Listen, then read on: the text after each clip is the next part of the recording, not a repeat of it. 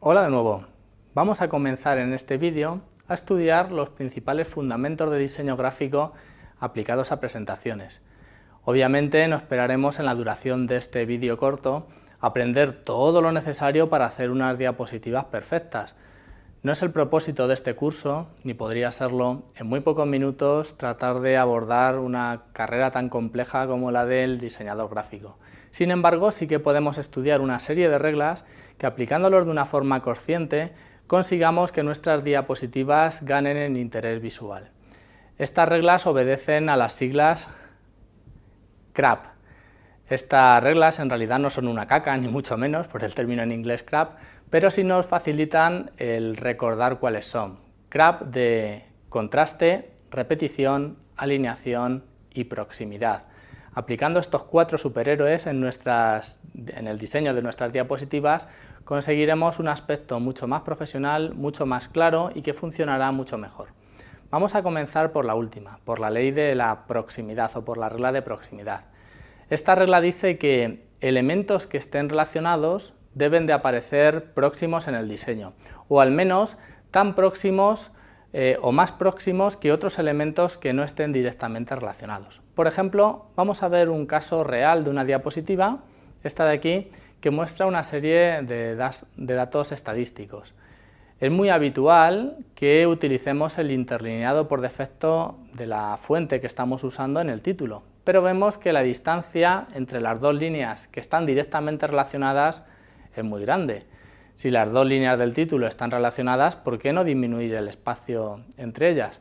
Por otro lado, es habitual también, utilizando software de generación de gráficas, que la leyenda aparezca separada de los propios datos. ¿Por qué no generar una versión, puesto que esos datos están relacionados, que los ponga de una forma más próxima? Y por último, el curso académico al cual se refieren los datos está puesto ¿dónde? En el último hueco que quedaba. No quedaba sitio arriba, así que lo hemos delegado a una parte inferior. Esos datos de curso en realidad están relacionados con el título de la diapositiva. Así pues, planteamos esta segunda versión de la diapositiva que funciona mucho mejor. Se ha eliminado el efecto de 3D, porque en realidad no está aportando nada más. Se han condensado el espacio entre líneas del título, también hemos movido a la parte superior el rótulo sobre el curso académico y finalmente, y quizás es lo más importante, hemos puesto los datos que relacionan los porcentajes con el gráfico de tarta, de tal forma que esa información que está muy relacionada aparece próxima en el espacio. Vamos a continuar con el principio de alineación. El principio de alineación está relacionado con el anterior de proximidad y trata de crear un diseño consistente en el que aquellos bloques de información que estén relacionados tienen que compartir alguna línea de diseño fuerte, alguna línea imaginaria. De hecho, este principio, si eres aficionado a la fotografía, es muy posible que ya lo apliques de una forma consciente cuando realizas tus fotografías. Una regla muy común, tanto en fotografía como en cine, es utilizar la regla de los tercios. La regla de los tercios dice que los puntos de composición fuerte de la imagen están situados en un tercio, en la zona en donde coinciden los tercios horizontales y verticales de la imagen. Así, si dividimos nuestra diapositiva en 9 celdas, los puntos fuertes estarían en aquellas intersecciones donde se juntan las celdas. Algunas cámaras fotográficas muestran esta rejilla y te muestran los puntos fuertes de composición. No es casualidad, por tanto, que en algunas de las imágenes que ya hemos utilizado en las diapositivas, los puntos fuertes estén situados aproximadamente en un tercio de la imagen. Por tanto, conviene alinear el contenido en esos tercios, ya sean los elementos fuertes de la imagen o ya sea nuestro texto. Podríamos trazar una línea imaginaria y en estos tercios podríamos situar nuestros elementos de texto. Por último, podemos también buscar esas líneas de movimiento en el propio diseño de la imagen, en la propia composición. Por ejemplo, aquí, además de alinear en el tercio, podemos también buscar esas líneas de movimiento que definirían el puente y compartirla y alinear nuestro texto con esa dirección del movimiento. Por otro lado, siempre que aparecen caras humanas, un punto de composición fuerte viene delimitado por la altura de los ojos. Verás que en muchos de los diseños profesionales utilizan esa línea muy fuerte, es a donde tendemos a mirar directamente para componer y para alinear nuestro texto.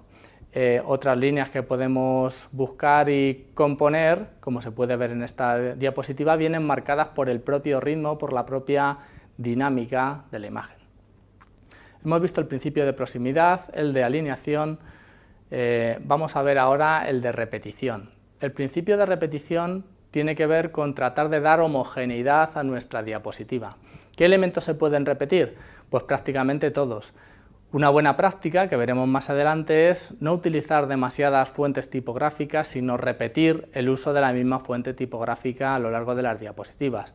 Podemos repetir también colores, texturas, etc. En esta primera versión de la diapositiva veremos que en realidad hay muchas cuestiones que son mejorables. Por un lado, el listado de información que está mostrando sobre las kilocalorías de la fruta está ordenado de una forma alfabética. No se ha aplicado el principio tampoco de proximidad, las fotos de las frutas no están próximas al texto de esa fruta. Por otro lado, hay un montón de información que no sería necesaria, como el número de diapositiva, la asociación que está creando esa presentación, etc.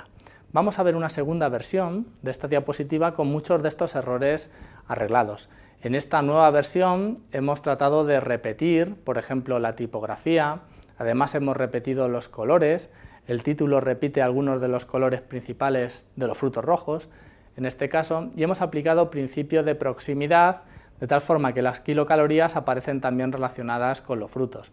Además, se ha hecho una analogía del número de kilocalorías con el tamaño de la fruta, de tal forma que con el tamaño relativo podemos dar una idea de cuál es la cantidad de kilocalorías que tiene esta fruta. Podemos ir un poco más allá y crear una nueva versión de la diapositiva. En esta nueva versión de la diapositiva hemos eliminado más información que no era relevante, por ejemplo la fotografía de la chica era totalmente accesoria, podíamos quitarla, y además hemos limpiado el gráfico con una información mucho más clara. Hemos utilizado el color gris y el color rojo para remarcar aquel objeto de nuestra presentación. En este caso sería remarcar cómo los frutos rojos tienen un bajo porcentaje de kilocalorías con respecto de otras frutas, es decir, no todas las frutas son iguales. Acabaremos este vídeo estudiando el último principio, que es el de contraste. El contraste trata de añadir interés visual a la diapositiva. En el caso de aplicar el contraste no podemos quedarnos a medias. El contraste debe servir para explicar claramente cuál es la jerarquía visual de esa diapositiva. Por ejemplo, aquí podemos ver cómo el título, el subtítulo y el contenido, ha aplicado contraste pero de una forma bastante débil. El tamaño de la fuente, por ejemplo, en el título es muy parecido al del contenido. Cuando aplicamos contraste tenemos que hacerlo de una forma rotunda y si queremos contrastar información, por ejemplo, con respecto del tamaño, tenemos que aplicarlo de una forma fuerte. En esta siguiente versión de la diapositiva podemos ver cómo el tamaño del título es muchísimo mayor que el del contenido, no cabe ninguna duda porque se ha aplicado el principio del contraste de una forma firme. Por ejemplo, en esta otra diapositiva podemos ver cómo hay gran cantidad de información y el contraste no se ha aplicado de una forma correcta, no se distingue claramente cuál es el título de cuál es el contenido.